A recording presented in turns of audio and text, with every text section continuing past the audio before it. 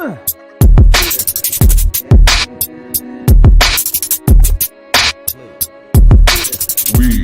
are Legion. What is going on, YouTube? Welcome to the Legion of Comics. I'm Mark, and it's New Comic Book Day, kinda. Real cool. Mickey Baby. Before we start talking about any of these books, check this out.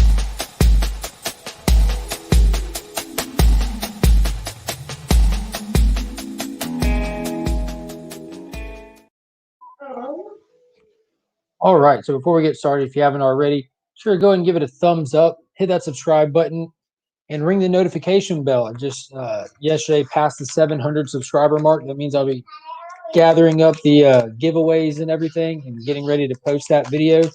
So if you want a chance to win some awesome prizes, go ahead, subscribe to the channel, ring the notification bell so you don't miss out on the giveaway entry video and all that good stuff. What is it? What? You are. Go watch Sheriff Callie. Because you asked to watch it. Kids be crazy.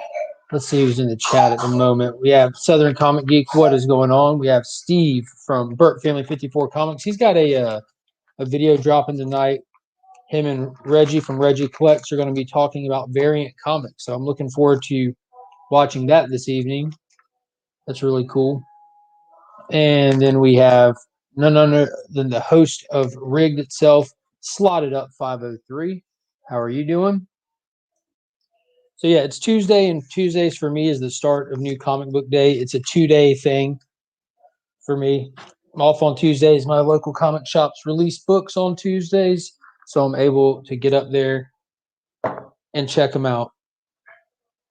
So I picked up. It's a really light week too. Like there's not a lot going on for Marvel or DC this week compared to the last few weeks. There's plenty of good books coming, but compared to the last couple of weeks, it just seems like a really light week. But first up on my pool, go ahead and knock this one out. We have Superman Red and Blue. This is the A cover. It's absolutely gorgeous. Now, if you don't know, these are anthology books. This one's going to have 5 stories in it. So you have 5 different creative teams. So writers and artists change up for each story. And issue 1 was severely underwhelming.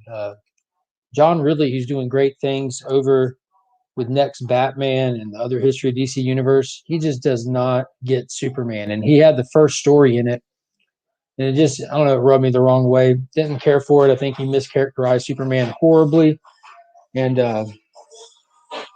hopefully this one will be better. That first one seemed like an extremely unnecessary introduction to who Superman was. And I don't know. So the whole red and blue thing about it, is they're only doing red and blue colors. It's white, black, red, and blue. Or either it's just all red and blue. I don't remember now if they use white or, well, obviously they use white. Yeah, so the color palette in them is just white, black, red, and blue, which could be annoying for some, but I really enjoyed it.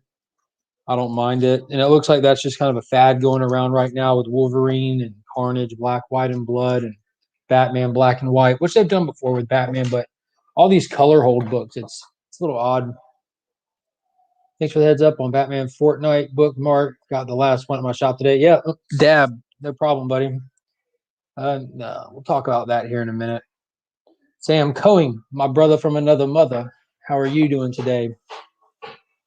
The first issue did, Steve. It most definitely did. I'm hoping the second issue is going to be better for that Superman Red and Blue because we're getting past an origin. So we're going to be getting hopefully like some adventures, you know what I mean? There was no adventure really in that first book. There was one really good story where he was like, it was almost like a throwback story where he was really messed up and this kid had to get him to the top of these stairs, this rooftop. It was pretty good, but the rest of it just was very underwhelming. But this one is supposed to have like Cyborg Superman in it, Valzad in it. So we're going to be getting more than just Clark. So I'm giving it another shot. You know, I gave most books I pick up the benefit of the doubt, and it pays off a lot of times when I really hang in there past my better judgment. I had it in my hand. And I put it back. I'm sorry, dude.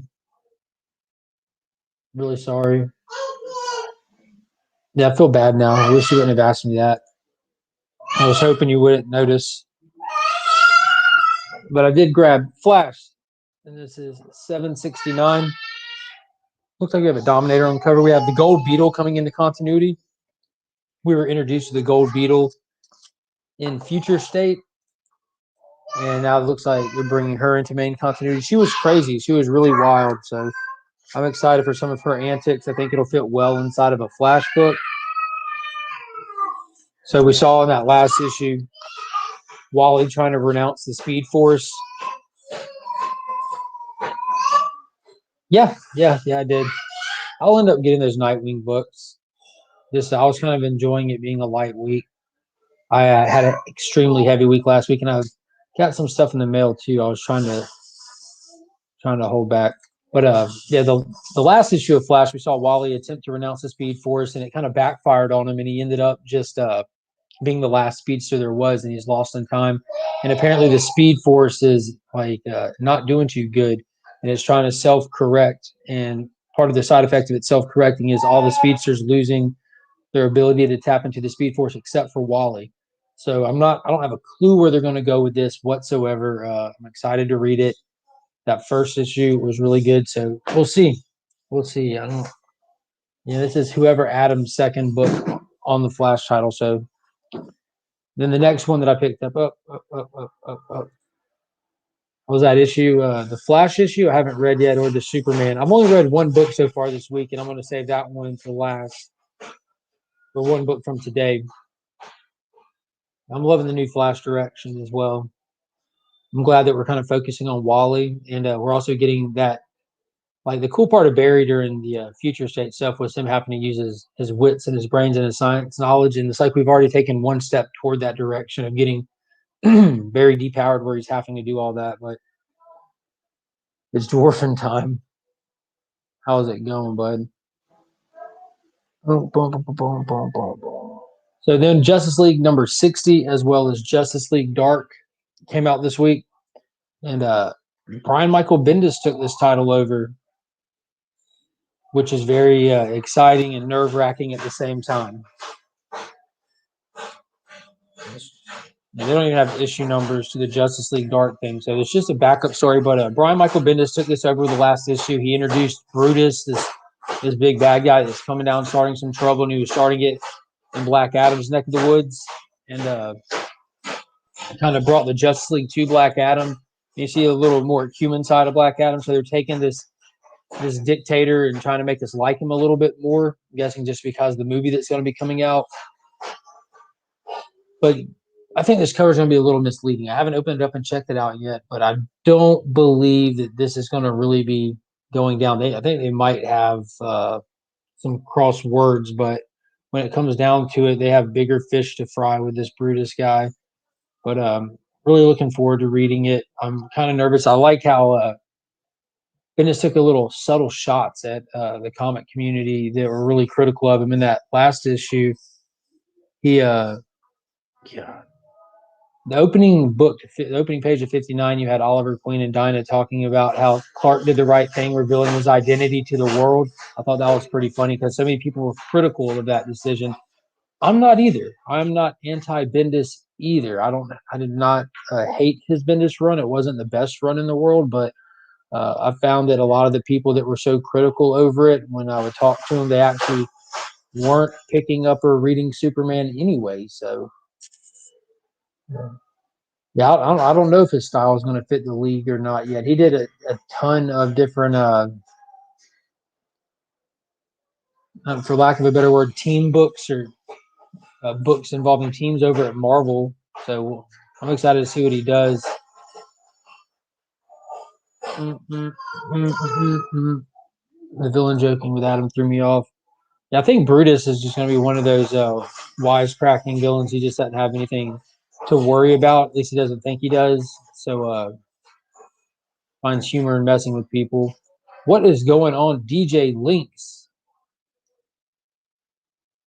But yeah, more exciting than the actual Justice League story is Rom V is doing the Justice League Dark story that comes in the back of the books. So I think that's really, really exciting. The Future State stuff was awesome. Ron V's Swamp Thing is awesome. Ron V's Catwoman is really good. So he just doesn't seem to be missing. And we have like Merlin going crazy and trying to take over the world. I don't know. It's nice to see the demon in play. So I'm more excited about that than necessarily the main Justice League title. And these ads still have me pumped. So we have the Justice League Last Ride by Chip Zdarsky being advertised in all of these. And what Pocan Joe had mentioned to me, he thinks, or that I don't know if you read it, if you sure of it or not, but he mentioned that it's going to be the story that shows us what happened to the Justice League when we started Future State. So in Future State, we had a whole new team, a lot younger team, and they talked about the Justice League almost like it was taboo, like something horrible had happened to them. And some of them weren't even alive anymore. So maybe it's going to be telling that story that took us to that inevitable Future State conclusion. If that's the case, I'm kind of expecting Darkseid because you need a big enough, bad guy. And in Infinite Frontier issue 0, the very end of it, they teased the return of Darkseid in like his most powerful form yet. And he like came up out of nowhere and just killed the Quintessence.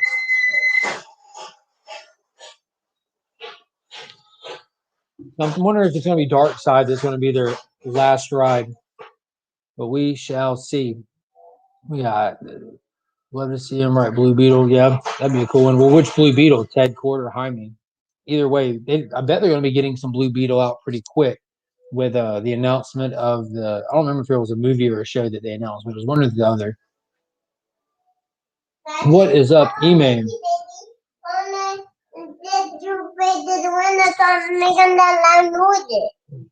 That's you over there squealing. You can stop whenever you're ready. I was looking at you. So finally, there's definitely a book that came out that I picked up today I want to talk about before we look at what else has come out. But I need y'all to imagine something. Imagine you're a crime fighter and you're just hanging out in your city, and then a rift opens up, kind of like a breach, like think Pacific Rim, but it opens up in the sky, and you can't tell what it is. You don't know what it is. None of your scientific equipment is able to pick up and give you a definitive answer. So you go closer to inspect it, and due to events, you get drug into it, and you come out the other side of it in unfamiliar territory, surrounded by a never-ending storm raging all the way around you for as far as you can see, but it's not coming any closer to you. And the next thing you know, you're attacked by people, and you try to communicate with them, but you realize you don't have a voice, and you're starting to lose track of who you are. The only thing that you can know for certain is what your muscle memory tells you. That is this.